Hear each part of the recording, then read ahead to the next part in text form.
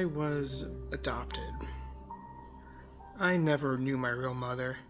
Rather, I knew her at one time, but I left her side when I was too little to be able to remember. I loved my adopted family, though.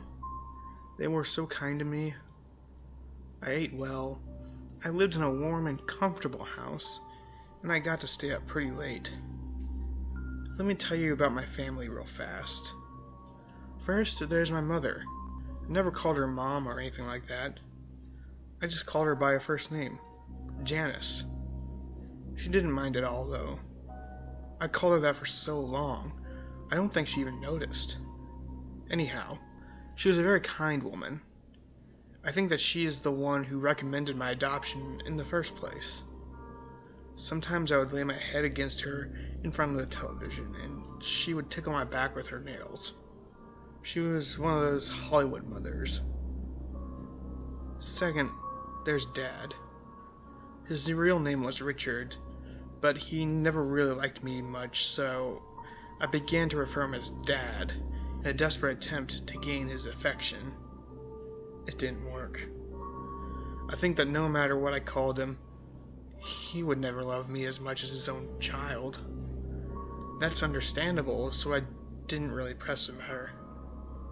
The most notable attribute of Dad was his unmoving sternness. He was not afraid to pop his children when they did something wrong. I found that out before I could use the restroom properly. He didn't hesitate to spank me. Well, I'm in line, and it's because of his methods. Lastly is my sister. Little Emily was really young when I was adopted, so we were about the same age, but she was slightly older. I like to think of her as my little sister, though. We got along better than any sibling could possibly get along. We would always stay up late together and just talk. Well, she did most of the talking. I mostly just listened because I loved her. It was a great setup we had. We were short on bedrooms, so because I didn't want to sleep in the living room by myself when I was little, I had a pallet set up for me next to her bed on the floor. This is where I have slept since.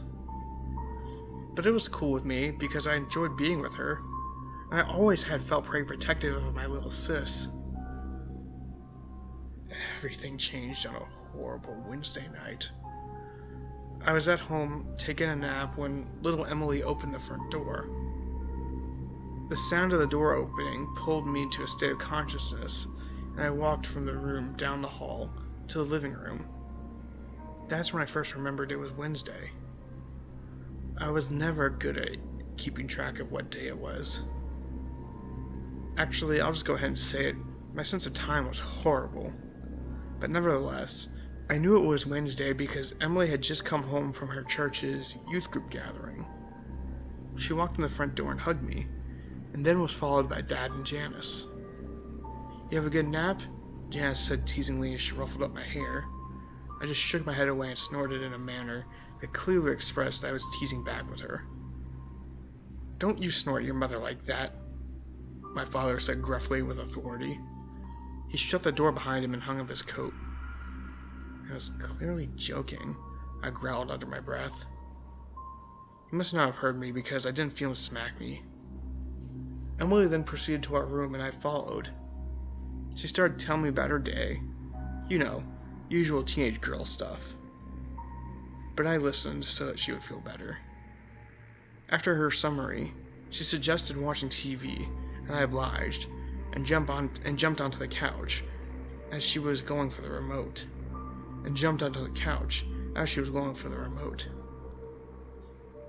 She rolled her eyes at my little brother-like immaturity and scooted me over and sat down. The TV turned on, and we watched it together until the sun went down. Emily was the kind of girl that, instead of watching cartoons and soap operas, would rather watch Discovery and Animal Planet and National Geographic. I like those too, so I didn't mind. Actually, those were the only channels that could hold my attention. It got late, and Janice walked up behind the sofa. "Emily, it's past your bedtime. Turn off the television and go to your room." "You too." She pointed at me. Emily turned off the program we were watching, grudgingly, and stood up. She started down the hallway to her room. As I followed, I couldn't shake the feeling that something wasn't right. We went into our room, and Emily turned off the light. Just as she did, I caught a flash of movement out of the corner of my eye.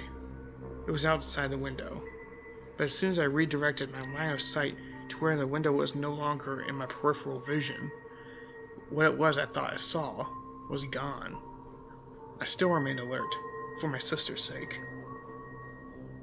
I lay there in the darkness, with nothing but the thin ray of light from the street lamp outside to illuminate the room. It wasn't much. Time and time again, I could have sworn that I heard subtle sounds just outside the window. A twig break, leaves crunching, clothes jostling, and all the while I could smell a faint stench of sweat and blood. I kept my eyes open most of the night. The sounds outside subsided, and the smell left my nose. I began to feel at ease. My eyelids closed. Not long after that, I heard a very loud crash on the other side of the house. I was up in an instant. "There's someone in the house!" I barked with extreme adrenaline coursing through me. "Wake up!" I shrilly pleaded with Emily. She did, and as soon as I saw her sit up, I ran to my parents' room. Dad was dead. His neck was splayed open and gaping as blood spilled off the bed and onto the floor. I saw that the master's bathroom door was closed, and just before it, on the outside, was a man.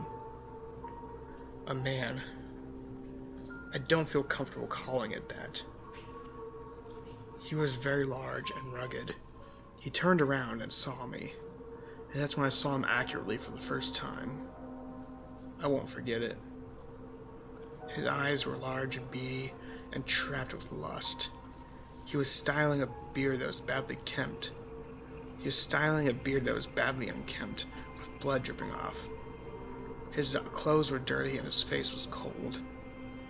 Just then, I noticed the same horrid smell of sweat and blood from earlier, but this time it was overwhelming. He saw me and grinned with a set of crooked yellow teeth, and that smile threw me off. I thought I was going to die.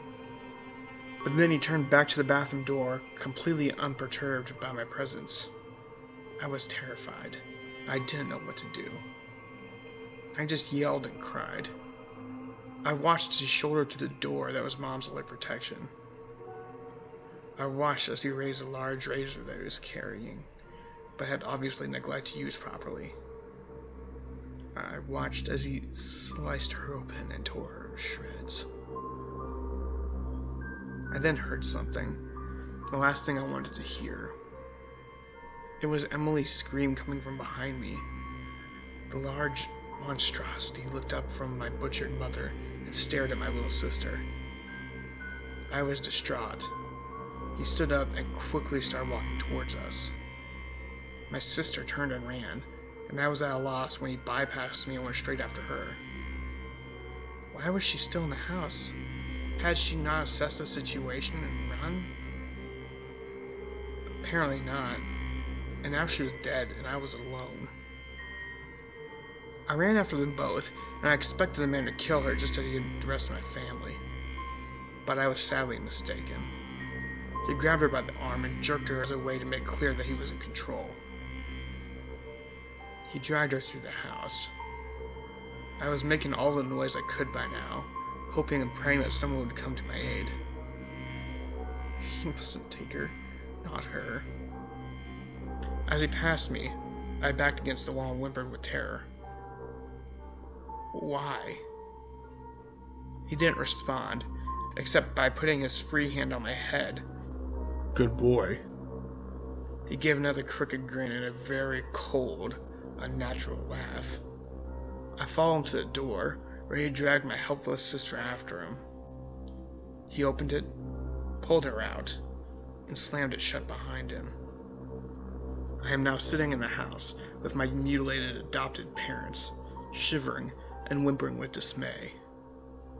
He's out there with her, doing who knows what to her, and I can't do anything. I would if I could, but I can't. I would chase after them in a heartbeat, but I can't. I sit here, looking at the front door. I look down at my paws. If only I could open doors.